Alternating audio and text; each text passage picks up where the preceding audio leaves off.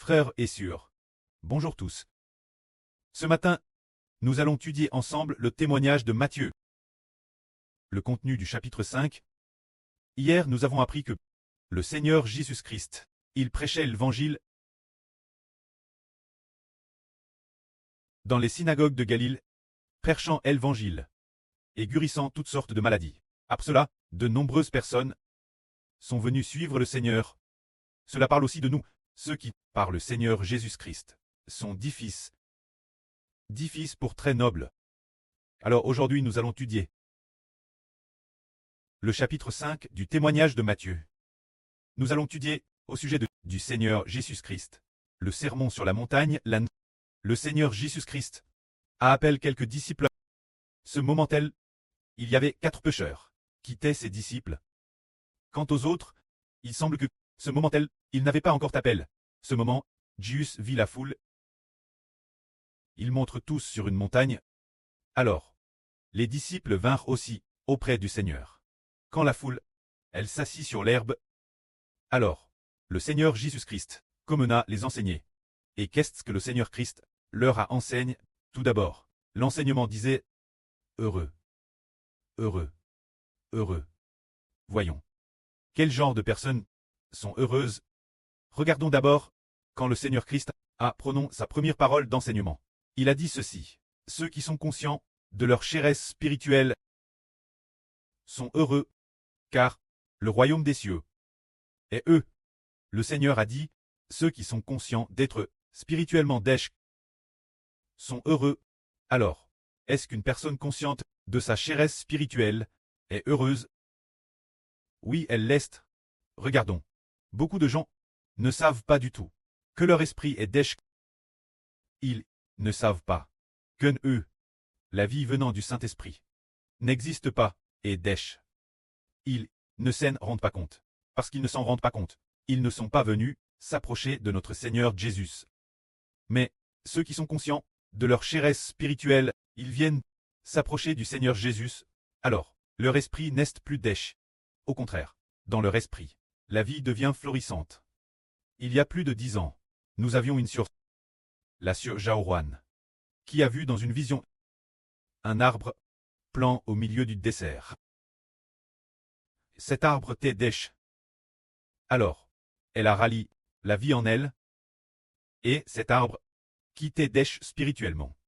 Alors notre sœur, se rendant compte de sa chéresse spirituelle, après plus de 10 ans, a fait la connaissance du frère Heber. En entendant le frère Ashber prêcher la vraie, elle a eu très soif, soif d'assimiler la vraie prêche par le frère Heber. Ainsi, son esprit n'a plus été dèche. Au contraire, sa vie n'a cessé de s'épanouir. Betty par le précleste.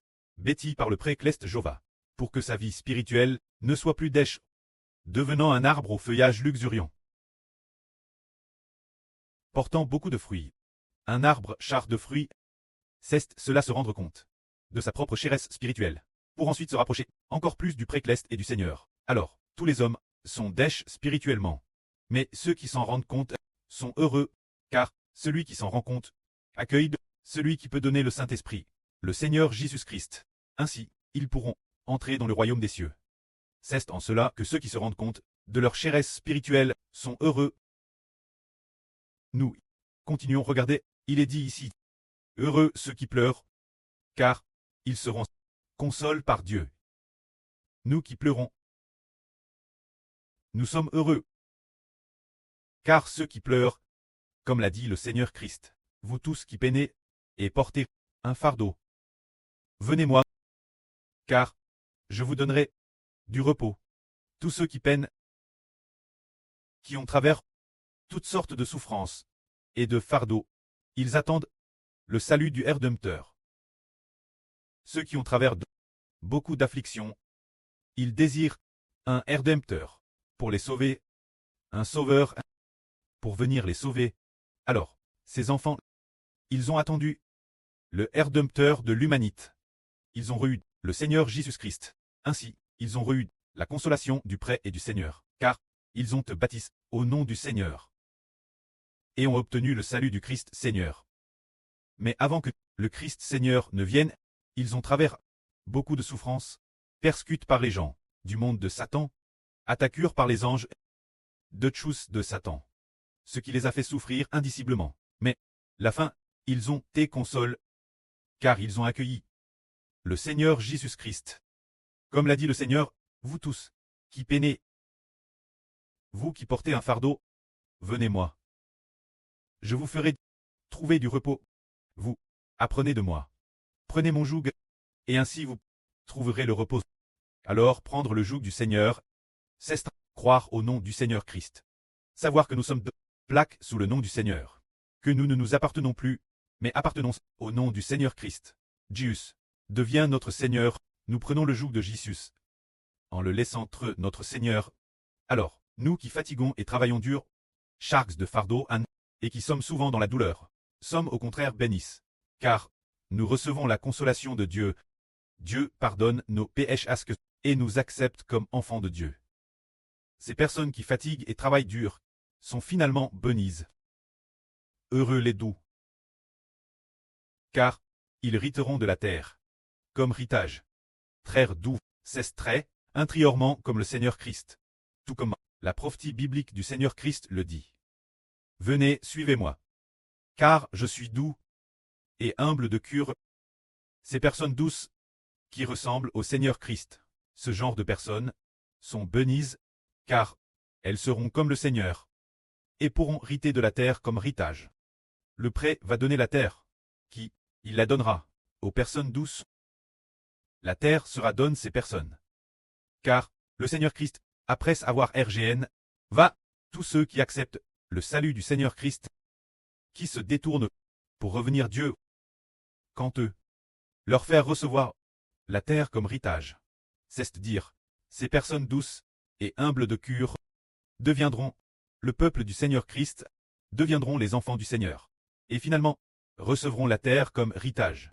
Ceux qui ont faim et soif de justice sont bénis, car ils seront rassasiés. Avoir faim et soif de justice. Qu'est-ce que cela signifie? La justice signifie, je ne veux plus pécher, je veux pratiquer la justice, je veux être un homme juste, je ne veux pas vivre dans le péchage, vivre dans le péchage, ne plaît pas l'Éternel. Je désire ardemment, si ardemment, pouvoir vaincre le péchage, si désireux de vivre dans la lumière, si désireux de vivre dans la lumière, si désireux de pouvoir accomplir la justice de Dieu. Alors, ceux-ci vivent. Ces personnes deviennent, pour la justice, des personnes à faim et à soif, diront ardemment vaincre le péchage, diront ardemment, libérés des chaînes de Satan. Ceux qui aspirent pratiquer la justice sont bénis, car ils seront rassasiés. Auparavant, ils voulaient tant vaincre le péchage, aspiraient ardemment, ne pas vivre dans le péchage. Mais peu importe leur désir, ils étaient toujours enchants par Satan, rendus captifs, vivant dans le péchage. Mais, maintenant ils sont bénis. Ils acceptent Jésus, et seront rassasiés. Acceptez Jésus-Christ. Par le nom de Jésus-Christ, nous devenons justes, et dans la justice, nous sommes rassasiés. Le péchage ne peut plus nous dominer. C'est cela. Vivre dans la justice. Ceux qui ont faim et soif de justice sont rassasiés. Tout comme nous, ces enfants, qui ne voulons plus vivre dans le péchage, mais voulons seulement vivre dans la lumière de Dieu. Ce que nous ne pouvions pas faire auparavant. Mais maintenant en invoquant le nom de Jésus-Christ, nous sommes plus que vainqueurs. Il est par ici de... Oui. 4 bénédictions. 4 heureux. Expliquons un peu. Ces 4 heureux, d'où viennent-ils? Ils viennent tous de Jésus-Christ. Par exemple, le premier réalisé que l'on est pauvre en esprit. Heureux, car le royaume des cieux est eux. Ceux qui réalisent qu'ils sont pauvres en esprit. C'est proclamer le nom du Seigneur Jésus. C'est accepter le salut du Seigneur Jésus-Christ. Alors leur esprit n'est plus dèche. Mais l'Esprit Saint eau de vie nous arrose, et graisse au nom de Jésus-Christ. Grâce au nom de Jésus-Christ. Notre esprit n'est plus seul, il est dit ici. Heureux les affligés, car ils seront consolés par Dieu. Alors, les affligés, pour quelle raison reçoivent-ils la consolation de Dieu? Parce que nous acceptons le salut du Seigneur Christ. Auparavant, Dieu ne nous consolait pas. Mais maintenant, il nous console, car s'il n'y avait pas de consolation avant, c'est parce que nous étions pigs par le péchage. Vivant dans le péchage, maintenant nous proclamons le nom du Seigneur Christ. Proclamer le nom du Seigneur, appartenir au nom du Seigneur, apporte la rédemption. Nous sommes rachetés, alors, le pré nous console. Essuie nos larmes, pour que nous ne vivions plus comme avant, dans le PSH. Heureux les doux, car ils hériteront de la terre. Ceux qui regardent vers le Seigneur qui, comme le Seigneur, sont doux et humbles de cœur, parce qu'ils ont appris du Seigneur.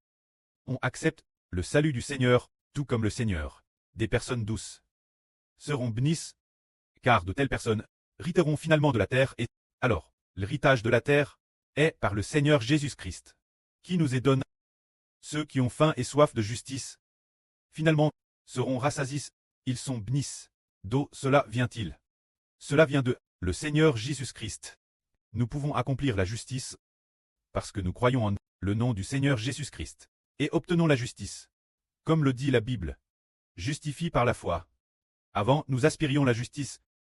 Si assoif de justice, si désireux de vaincre le pchash, une fois, le frère Ashbert aspirait tellement, ne plus cher Louis-me, alors, il a vers beaucoup de larmes. Mais, ensuite, il a vraiment été victorieux. Ainsi pour la justice, avoir faim et soif est une bénédiction. Parce que, croyant au nom du Seigneur Jésus, et en temps bâti sous le nom du Seigneur. Maintenant, nous sommes plus que vainqueurs. Chaque jour, nous pouvons proclamer le nom du Seigneur Jésus-Christ. Nos chants de proclamation seront bientôt publiés. Une fois publiés, dans chaque session, il y aura des chants proclamant le Seigneur. Chaque fois que l'on proclame, par exemple, dans les chants il y a « Au nom du Seigneur Jésus-Christ ». Nous proclamons au nom du Seigneur Jésus-Christ, nous proclamons au nom du Seigneur Jésus-Christ. Dans chaque chanson, il y a la proclamation du nom du Seigneur Christ. Ce que l'on proclame, on l'obtiendra. C'est ce que le Seigneur Jésus-Christ a promis. Avoir faim et soif de la justice du Seigneur. Nous proclamons qu'au nom de Jésus-Christ, nous obtenons la justice, et nous l'obtiendrons sûrement. Nous proclamons le nom de Jésus-Christ, qu'au nom du Seigneur Jésus-Christ, nous sommes plus que vainqueurs, et nous l'obtiendrons sûrement. Cela signifie que nous désirons surmonter nos propres faiblesses. On a jusqu'en avoir faim et soif. Alors, si nous proclamons, nous serons plus que vainqueurs. Comme il y a un demi-mois, le frère Ashbert a conduit un groupe de frères et sœurs proclamés. Après la proclamation, nous avons tous été plus que vainqueurs. Depuis un demi-mois. Ah, c'est ainsi. Ensuite, comme le frère Ashbert, n'êtes pas à le voir les frères et sœurs. Les frères et sœurs ne savent pas encore très bien proclamer. En fait, chaque fois que nous sommes faibles, nous proclamons le nom du Seigneur Christ, et nous sommes plus que vainqueurs. Ensuite, nous avons oui, il est possible qu'il y ait plus de 200 chansons. Il devrait y avoir 400 chansons, qui sont des chants de proclamation, pour en faire des mélodies de louange, et aussi en faire oui, des chants de célébration. Ainsi, frères et sœurs, dans chaque veille, il y a des chants de proclamation, qui proclament le nom du Seigneur Christ. Ce que nous proclamons, nous l'obtiendrons. Que la gloire soit auprès et au Seigneur. Amen.